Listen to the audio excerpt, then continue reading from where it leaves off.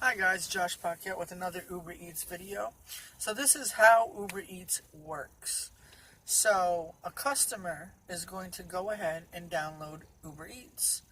They're going to go online, they're going to find the restaurants that are in their area that offer Uber Eats. They're going to go ahead and place their order and they're going to pay by credit card. Now Uber Eats is going to charge them $5.99. I don't know if it's different in different areas, but in my area it's $5.99 per customer per order on top of whatever they have to pay for their food. Now Uber also charges the restaurant 30% of whatever that order is. So it's a $10 order from McDonald's, okay? They're going to charge McDonald's $3. They're taking $3 out of that order. That's 30%. Simple math. And they're going to take $5.99 from the customer. So now that's 5 plus 3, what? $8.99. And then they also take something from me, the driver. So they'll take between $2.35 and $2.55.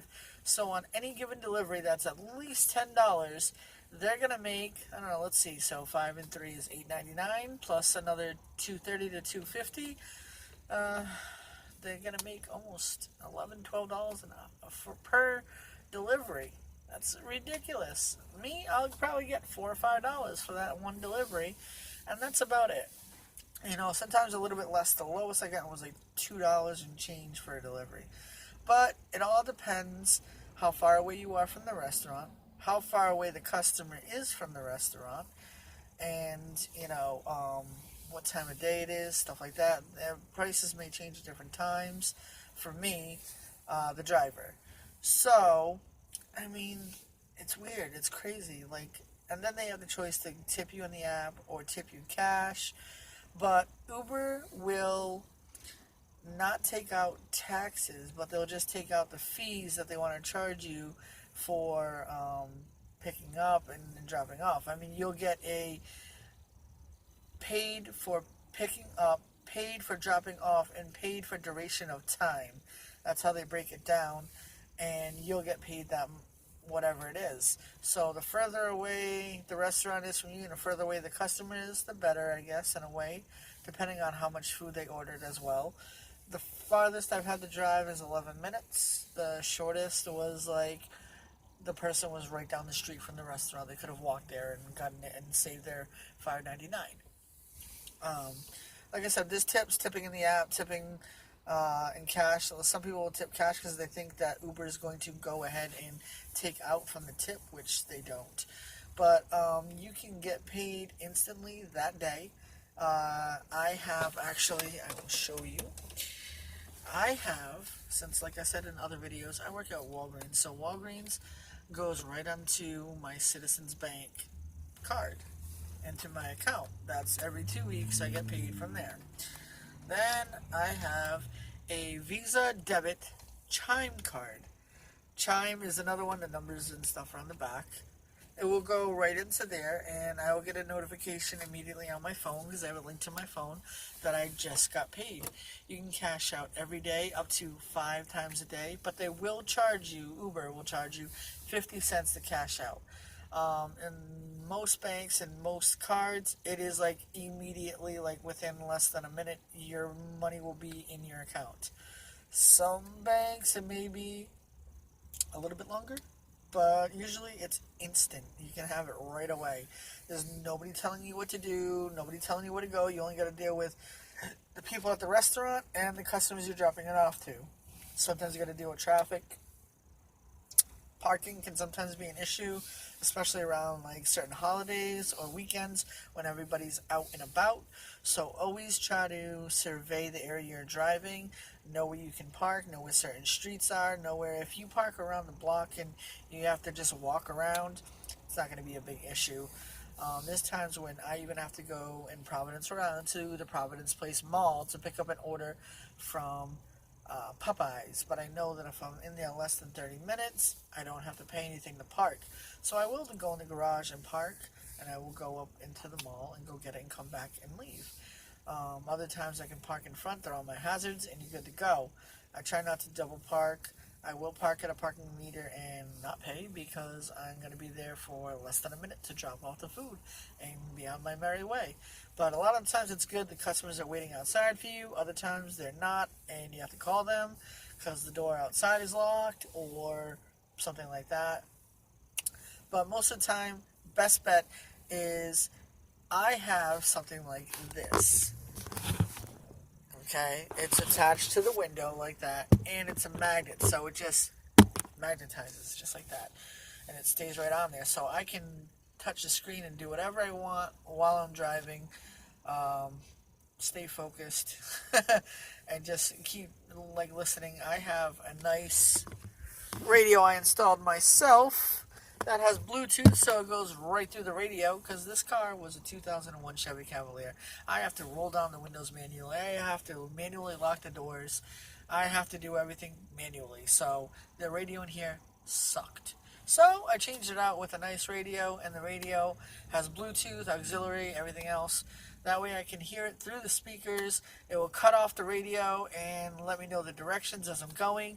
But if I'm about a minute away or less, I will go ahead and go into the app if I'm on that street, and I will call the customer and be like, dude, I'm like a minute or 2 minutes away. Can you please come outside and meet me?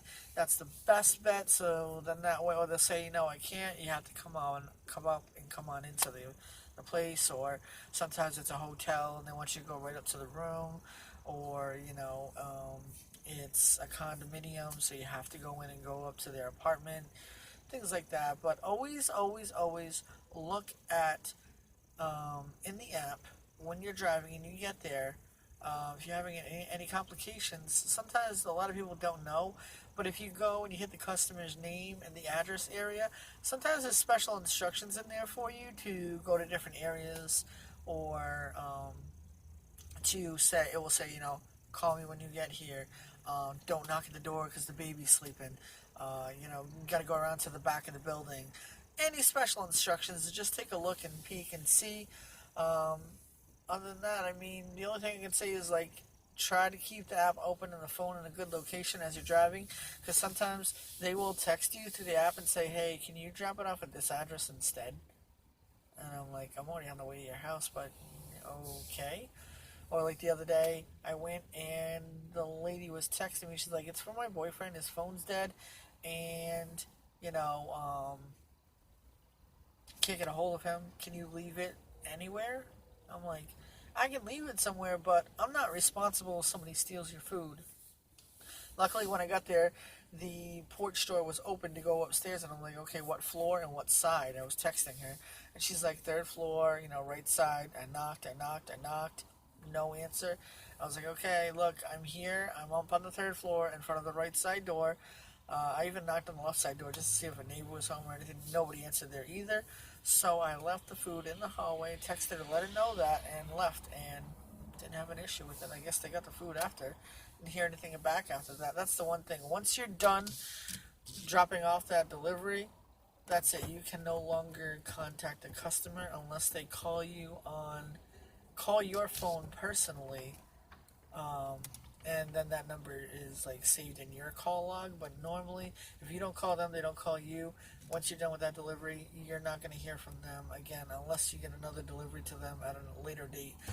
I haven't had too many repeat customers. There's just been one guy. He ordered from 3 different places, and I've delivered it to him. And every time I knew it was his house after that first time, because he doesn't have a number on the house. But I knew exactly which one it was and what door to go to. So eventually you get used to it. But like I said, sometimes they're outside, sometimes they're not. And like I said, you got to deal with traffic and parking and a lot of different things. And like I said, they don't take taxes out. So at the end of the year, you need to keep track of all your miles, all your maintenance, such as oil changes and stuff like that, any gas receipts.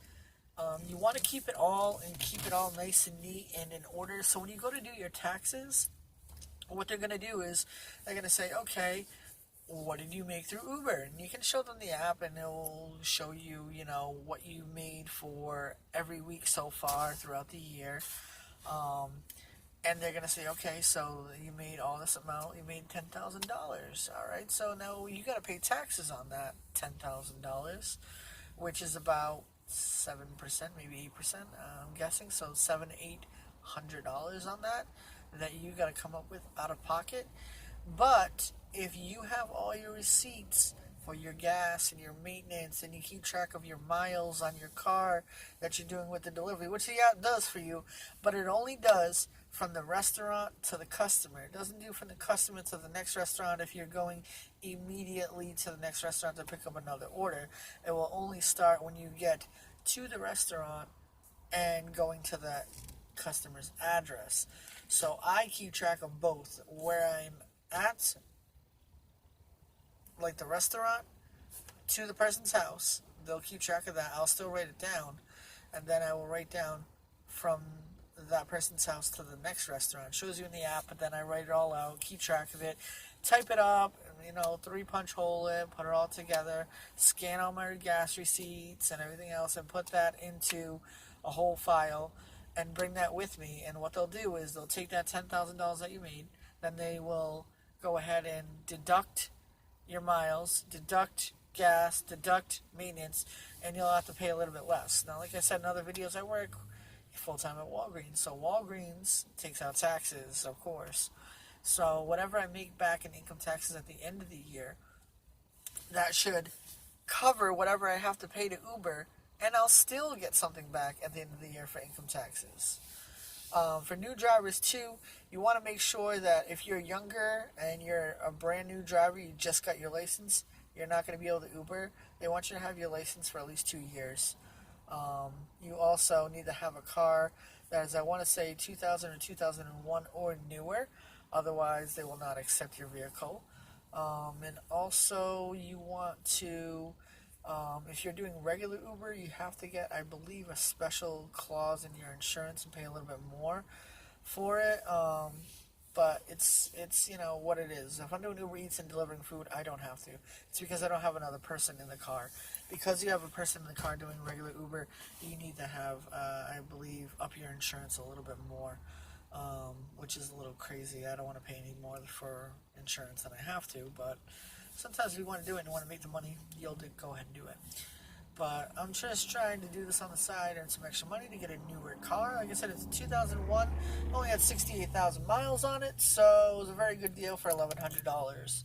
But eventually I will resell and get a better vehicle, a newer vehicle, so I can do both Uber Eats and regular Uber. Make some more money. Other than that, guys, that's about it for now.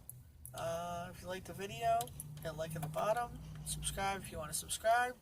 And there'll be more to come. Have a great day, guys, and keep Ubering.